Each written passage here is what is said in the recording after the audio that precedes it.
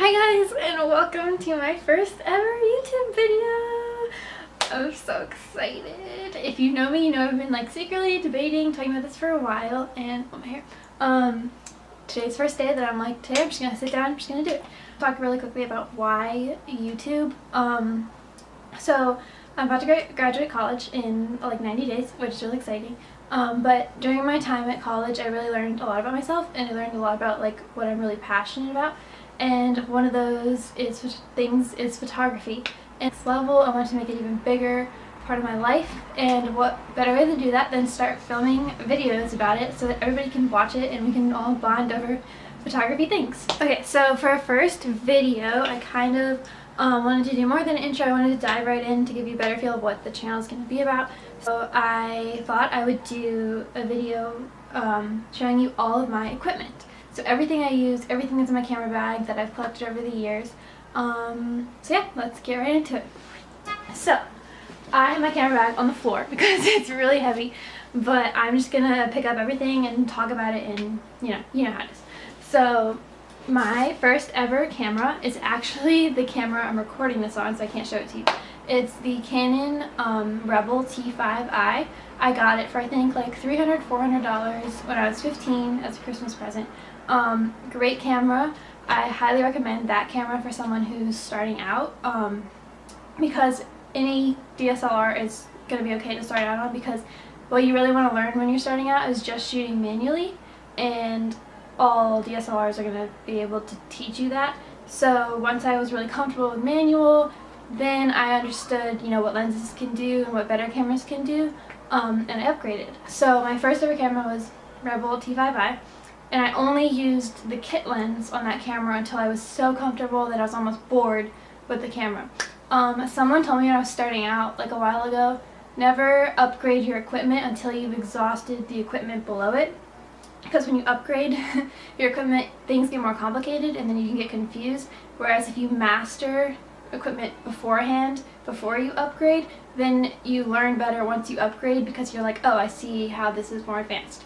So I kind of tried to follow that logic and still kind of do with my equipment, and I don't know, maybe it'll be helpful for you. So my current camera is the Canon 5D Mark III, and this is what I shoot everything on. At weddings, I actually do strap both my Rebel T5i and my Canon 5D Mark III onto me, but I use, just in case like I want to do two shots with two different lenses and I don't have two 5Ds right now because they're really expensive. But I primarily shoot everything on the 5D Mark III. I've never wanted to do something with photos that this camera didn't allow me to do.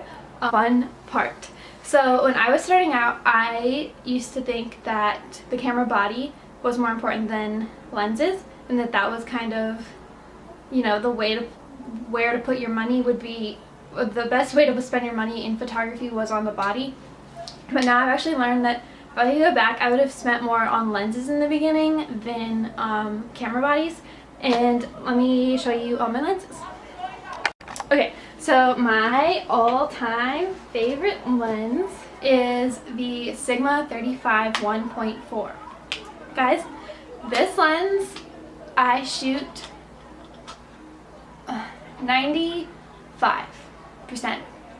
maybe 97% of my photography is shot on a 35mm. And some photographers are going to say, oh my god, you can't shoot everything on the same lens. Well, my argument is that like my style is very documentary based, and like I see myself as a storyteller. And I think that when you change focal lengths a lot, you kind of lose that aspect of this is a story you're telling from a single point of view, and you kind of focus on like ring shots and like small things in the picture instead of showing the overall scene the same way every time. So I like to say at a fixed focal length. I think for weddings it tells a story from start to finish better than changing how close you are, how far you are from people all the time. That's just my opinion, but I love this lens.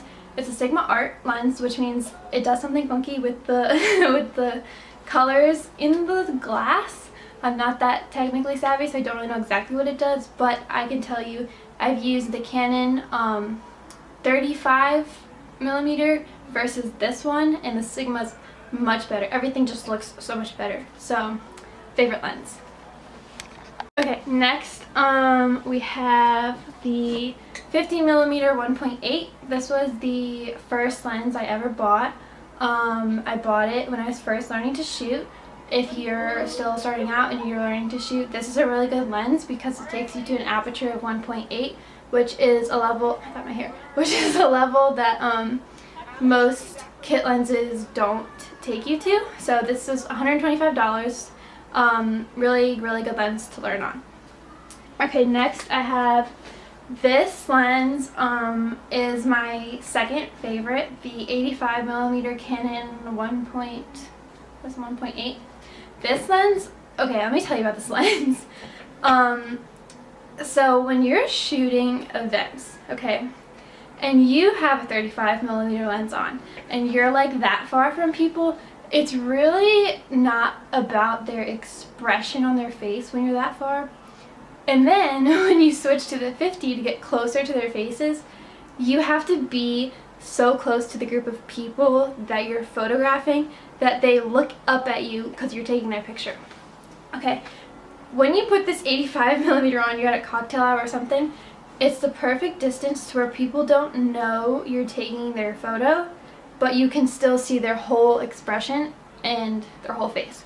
So I don't like to use zoom lenses because then you're compensating aperture, but when you use the 85 and you walk around groups of people, they literally don't look at you. It's like the perfect lens to capture stories of people and like people talking to each other without them even remembering that you're there. And like my clients will send me reviews and stuff and be like, I didn't even know you were here at this point. I'm like, every time that happens, it's because this lens was on my camera.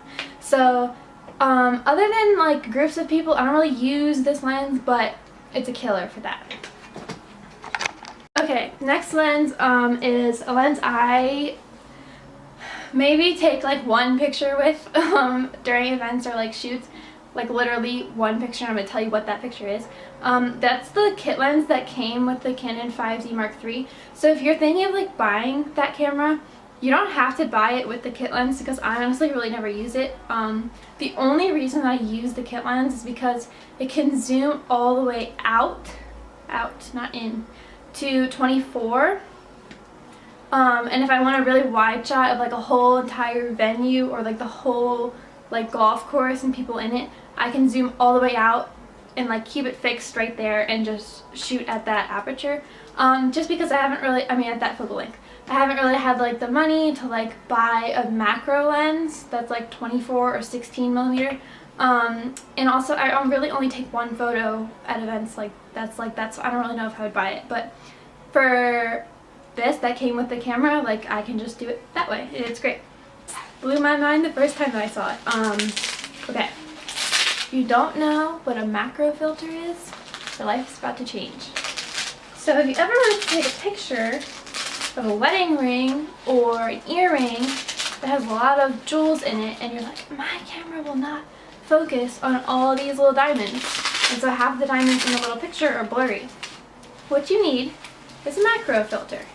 Okay, this is literally I think $10, $12 on Amazon, and it's a whole set, and my two, like they're missing right here, but it's a whole set of little filters, and what you do is you take the piece of glass and you just put it on top of the lens that you're shooting with already. And they have different measurements, like this is ×4, there's a ×10, or 10 times, whatever. It's going to zoom in ×4, ×10, or whatever it says on that lens into the object that you're shooting. So this is great for like, I'm telling you, if like you're shooting with like a 35 or 50 and you're right here, your camera's right here and the ring's right here, it will the picture will be of just the diamond or something right around it, like that's on your ring. And it's perfect. It makes beautiful portraits of jewelry. That's all I really use it for. I think some people use them for like plants if you're into that, but this changes the game, and you don't have to buy an expensive macro lens, like 100mm or anything like that, if you just use these. Okay, next is the topic of off-camera flash. So this is a topic that took me forever to be comfortable with. I think a lot of photographers feel the same way because flash is tricky. It changes everything. Okay, so let me first tell you how I learned flash, and you're gonna think I'm crazy, but I'm gonna save you money. So if you want to learn flash, what I did was I didn't have money for like flashes, like $600. Good ones. You can buy them for $400 if you want to, but like good ones. I didn't really know how to work my flash, and so I bought a Sunpak flash. This thing is from Walmart. I think it's $60 or $70, okay? It has automatic mode and manual mode, which is the same that's on the fancier flashes, and it is pretty consistent with when it fires, and it's really an affordable option for you to learn how to use a flash before you figure out what kind of flash you want, because what I think is that if you get comfortable with equipment, you learn what you want out of the equipment to make your art look like your art. So get comfortable with it and then test out like the Canon or the better flashes. I think a mistake that I made in the past is just buy fancy equipment because someone else told me to, and not really thought about like, what does it actually do to my artwork, and like, do I actually like that? Because sometimes things are just great equipment, yeah, but it's not creating the effect that you want in your work. So anyways, I used a Sunpak, and then I learned what I wanted out of a flash. I learned what was good, whatever, and then I actually upgraded to two Canon, I'm losing my breath, I've never made a video before, bear with me, two Canon 600 flashes. So the thing about upgrading to better flashes is you will get the ability to fire multiple flashes at the same time. That's something that like cheaper flashes can't do, which isn't a big deal. But now I shoot with two Canon 600 flashes, one on top of my camera, one on a tripod in the corner of a reception, and I'll fire them simultaneously. Unless there's a lot of light already in the reception area, then I'll just use the one on my camera. Okay, yeah. Okay, so the next thing I'm going to talk about isn't really equipment, it's just memory cards. So when you have like a higher end DSLR, you can actually shoot and record to two different types of cards at the same time. So the Canon 5D Mark III can record to a CF card, which is the big one, and then SD cards, which are the little ones. So my equipment for that is just this case, which is waterproof, and you're supposed to be able to run over this with a car and it's still not bend. So that just gives me peace of mind at night that like my photos that I took are not gonna be destroyed or who knows what.